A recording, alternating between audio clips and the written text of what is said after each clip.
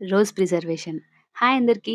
Welcome to hearty works. Actually garlands preserve చేసిన, తర్వాత కొన్ని రెసిన్ ఫ్రేమ్స్ చేసిన. బట్ ఇలా హోల్ ఫ్లవర్‌ని ప్రిజర్వ్ చేయడం ఇదే ఫస్ట్ టైమ్.